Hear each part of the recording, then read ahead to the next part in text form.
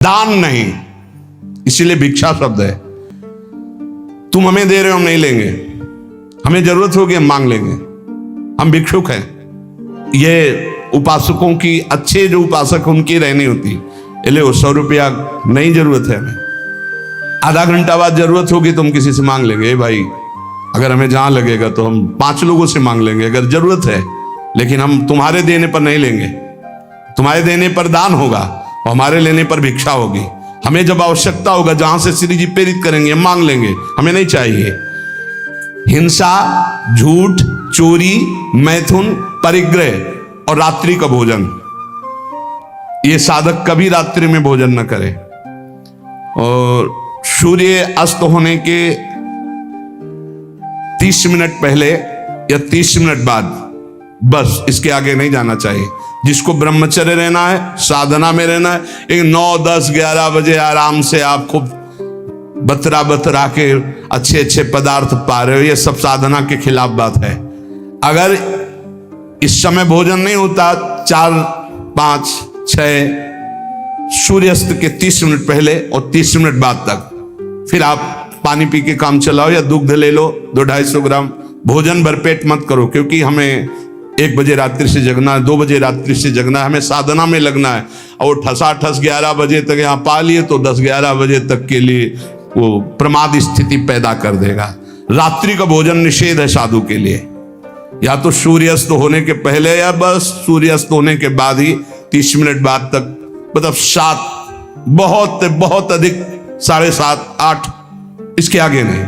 9, 10, 11, 12 ये सब नहीं।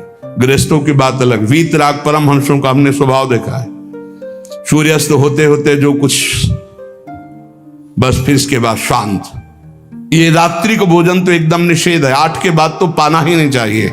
ये नियम बना लो, क्योंकि अपनी दिनचर्या में या तो ऐसा कुछ विधान करो, हमें लगता हो जाता होगा सर। हाँ, ये मतलब ये सावधानी की जरूरत, इसमें मना किया गया है। और ये वैसे भी अपनी दिनचर्या में नहीं बन पाएगा। रात्रि के 12:30-1 बजे जगना है और आपने 9, 10, 11 बजे दबा के पा लिया तो कैसे जग पाओगे, फिर नहीं चल पाओगे। ये 5 कारण होने पर, उपदेश मिलने पर भी वो अपने जीवन में नहीं उतार पाता है। अभिमानी होने से, क्रोधी होने से, प्रमादी होने से, असाध्य रोगी होने से या भोगी होने से। ये 5 दोष होने के कारण गुरुजनों के उपदेश अपने जीवन में नहीं उतार सकता। अभिमानी होने से, क्रोधी होने से, प्रमादी होने से, असाध्य रोगी होने से या भोगी होने से। जो ब्रह्मचर्य नहीं रह पा रहा है, जो भोगी है, वो गुरु के उपदेश नहीं धारण कर सकता। जो असाध्य रोगी है वो बेचारा असमर्थ है, और जो प्रमादी है वो नहीं, और जो क्रोधी है वो नहीं, और जो अभिमानी है वो नहीं।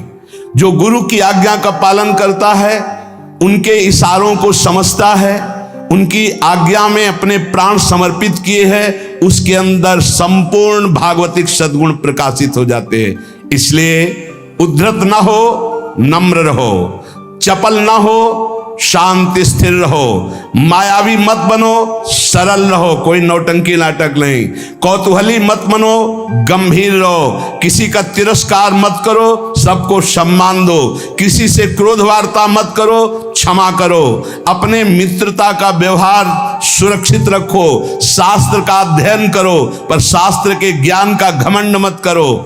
कोई भी तुम्हारे पर क्रोध करे, अप्रिय व्यवहार करे, तुम उसकी भलाई करो, ईश्वर से प्रार्थना करो कि उसकी बुद्धि शुद्ध हो। ऐसे उपासक को परम पद की प्राप्ति निश्चित होती है। जो श्रवण किया उसको मनन करो, आचरण में उतारो, नाम जप करो, जीवन इस जन्म में भगवान की शरण तक पहुंच ही जाए, भगवत प्राप्ति हो ही जाए पक्का। जो भी हास्य विनोद में भी सत्संग में कहते हैं, वो केवल शिक्षास्पद कहते हैं। किसी का नीचा दिखाना या किसी का उपहास करना हमारा लक्ष्य नहीं, लेकिन आप उपहासपद आचरण ना करें। आप ऐसा कोई पहनावा, ऐसा कोई खान पान, ऐसा कोई नाटक ना करें जो हमारे सनातन धर्म के विरुद्ध है, जो हमारे शास्त्र के विरुद्ध है। उससे आपका पतन हो जाएगा, पक्का समझो।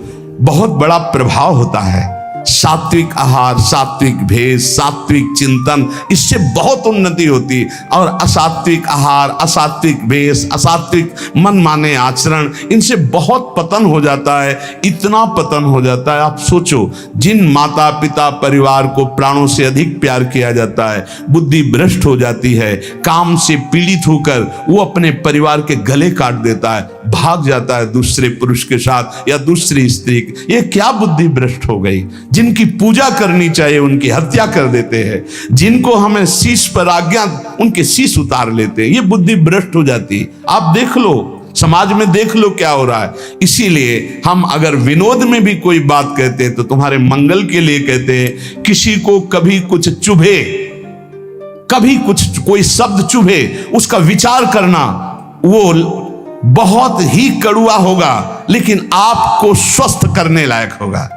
जैसे कुछ ऐसी औषधियां होती, कुछ ऐसे चूर्ण होते हैं, बड़े कड़वे होते हैं, नीम जैसे लगते हैं, लेकिन वो आपका परम मंगल करते हैं। इसलिए प्यारे, हमारा किसी को दुख पहुंचाना उद्देश्य नहीं, हमारा उद्देश्य तुम्हें परम सुख प्रदान करना। पर तुम अपनी स्थिति को, अपने धर्म को, अपने आचरणों को भूल गए और मनमानी आचरण कर रहे हो, इसलिए तुम्हें जरूर बुरा लग सकता है। जैसे शास्त्रों में बार बार ये आकर्षण की निंदा की गई। अब अज्ञान के कारण, न जानने के कारण, उस शास्त्रों को कहते हैं, स्त्री की शरीर की निंदा की, तो किसी के शरीर की कोई कौन सी वंदना की गई है? पुरुष का शरीर चाहे स्त्री का शरीर है तो पांच भौतिक परस्पर आकर्षण की निंदा की गई, परस्पर अधर्माचरण की निंदा की गई। अगर आप शास्त्र सम्मत बातों को विचार करके देखें तो आज जो हमारी दुर्दशा हो रही वो शास्त्र न मानने से हो रही, शास्त्र की आज्ञा का पालन न करने से हो रही। कि जब तक तुम्हारे शरीर में बुढ़ापा नहीं आता, कोई असाध्य रोग नहीं हो जाता, तुम्हारी इंद्रियां बलवान हैं, तब तक तुम अपनी इंद्रियों को गलत आचरणों में मत उतारो और अपने कल्याण के लिए उपाय कर लो। नहीं बुढ़ापे में या असाध्य रोग में या इंद्रियां जब निर्बल हो जाएंगी तब तुम कुछ नहीं कर पाओगे। जो मनुष्य दूसरे प्राणियों के शरीरों की हिंसा करके या हिंसा करवा के या हिंसा का अनुमोदन करके अपने शरीर को पुष्ट करता है, जैसे पशुओं को लाके काट के फिर खाना, बोले हम काटते तो नहीं, दुकान से ले आते हैं। तो दूसरा, हम लाते भी नहीं है, मंगवा लेते हैं। तीनों को बराबर नरक मिलेगा। कर्ता प्रेरक अनुमोदन, प्राणियों की हिंसा करना, हिंसा करवाना, हिंसा का अनुमोदन करना, ये स्वभाव भगवत मार्ग से बिल्कुल विपरीत ले जाएगा। संतों की बातें, भगवत भक्तों की बातें, शास्त्र की बातें जहर जैसी लगेंगी ऐसे लोगों को, और अगर सुन लिया श्रद्धा से तो सुधार भी हो सकता है। किसी भी तरह से किसी भी जीव को मार करके खाना जो हमारे शास्त्र के विरुद्ध है, वो तुम्हारे लिए हिंसा बहुत बड़ा पाप होगा। जीव तो सब में है, जीव बिना जीवे नहीं। मूली में भी जीव है, गाजर में भी जीव है, आलू में भी जीव है, अरहर के पेड़ में भी जीव है, उर्द के भी पेड़ में, गेहूं के भी पेड़ में, लेकिन वो हमारे खाने के लिए शास्त्र सम्मत है। लेकिन ये दूसरे अन्य जीवों के मारकर खाने की बात मानव शरीर के लिए नहीं, राक्षसी भाव के लिए, जो राक्षस है उनके लिए है।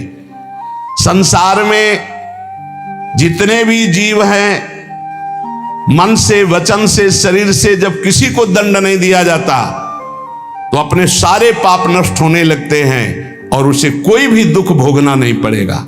उसके दुख देने वाले पाप कर्म क्षय हो जाते हैं। सभी जीवों को चाहिए कि ये बात समझ लें, सब यहां जीना चाहते हैं, सब अपने शरीर को सुखी रखना चाहते हैं।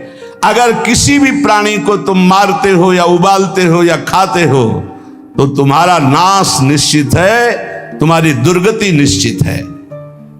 अपने स्वार्थ के लिए, काम से, क्रोध से, भय से यदि किसी को पीड़ा पहुंचाते हो, काम से, चार लोग मिलकर किसी के साथ ऐसा अभद्र व्यवहार करना या मार देना या ऐसा कर देना, तुम ये सत्य समझ लीजिए कि तुम्हारी दुर्गति पक्की है। ये महापुरुषों के वचन है। जो श्रेष्ठ, परोपकारी, निश्चय पूर्वक दूसरों के दुख को दूर करने की बात करने वाले हैं, वही मानव जीवन धारण करने का लाभ लेते हैं। क्रोध से, लोभ से, भय से या हास्य से भी पापकारी बात कभी मत करो। पाप वाली बात हंसी मजाक में भी मत बोलो। जो साधक आत्मज्ञान प्राप्त करना चाहता है, उसे चाहिए सत्य बोले, परमित बोले, थोड़ा बोले, और संशय रहित बोले, परिपूर्ण स्पष्ट बोले, अनुभूत बोले, और वाणी को चंचल ना होने दे, मर्यादा से बोले। ऐसा बोलने वाला साधु परमार्थ की उन्नति को प्राप्त होता है। सत्य बोले, थोड़ा बोले, संशय रहित बोले, परिपूर्ण स्पष्ट शास्त्र सम्मत बोले, जो बोले अनुभव से बोले, वाचालता रहित होकर बोले, वो परमार्थ का पथिक होता है। जो भाषा सत्य है पर कठोर है, दूसरे को दुख पहुंचा रही है, बड़ी रूखी बात है, वो नहीं बोलनी चाहिए। प्रातः काल उठ करके भूमि के चरण छूकर बड़े बुजुर्गों को नमस्कार करके भगवत आराधना करके अपनी दिनचर्या में जाते हैं, उनका देखो कैसा आचरण होगा। जो सुबह से ही उठे गंदे आचरणों का चिंतन, गंदी वार्ता, गंदी क्रियाएं, पशुता छा गई है। इसलिए प्यारे, आज किसी भी प्रलोभन से यदि हमारा मन लुभायमान होगा तो हम शास्त्र की सही बात तुम्हें नहीं बता पाएंगे। और अगर हमारा उद्देश्य आपको भगवत प्राप्ति कराना है, आपका मंगल कराना है, तो निर्भय होकर दहाड़ते हुए आपसे कहेंगे, और आप प्यार से सुन लेना। थोड़ा कड़ुआ लगेगा लेकिन आपको बहुत ठीक कर देगा। ये सुदर्शन चूर्ण है, बड़ा कड़ुआ होता है सुदर्शन चूर्ण, लेकिन जिसका बुखार ना उतरता हो, नियम से सुदर्शन चूर्ण पाए, उसका बुखार उतर जाएगा। ऐसे ये जो माया का बुखार है ना, सत्संग रूपी सुदर्शन चूर्ण पाओगे, ये उतर जाएगा। नाम जप करो, सत्संग में कभी बुरा मत मानना। साधु, शास्त्र और गुरुजनों की बातें ये सदैव परमार्थ की उन्नति पर चढ़ाने वाली होती है। एक बार हृदय को सुनाना, ऐसा कि कड़ुआ सुन करके मुझे विचार हो कि मेरे जीवन में गंदगी क्या है और उसे दूर करना है, तो आपको अच्छा लगने लगेगा। शास्त्र जब बोलता है तो सत्य बोलता है, धर्म प्रिय बोलता है, उसमें आपका परम मंगल छुपा होता है। इसलिए कभी कभी कोई बात ऐसी उपहासास्पद या कड़वी लगे तो आपके मंगल के लिए तस्मात् शास्त्रम प्रमाणम है। और जहां कभी किसी को संशय लगे कि आपने बात कही थी कहां से प्रमाणित है, तो आप हमसे हृदय से पूछ लेना। वो कहीं न कहीं लिखी होगी, आप देख लेना, कहीं न कहीं लिखी होगी। सात्विक कैसे वस्त्र धारण करने चाहिए, शास्त्र आज्ञा करता है। चाहे पुरुष हो चाहे स्त्री हो, वस्त्रों का बहुत प्रभाव है। कैसे आपको श्रृंगार करना है,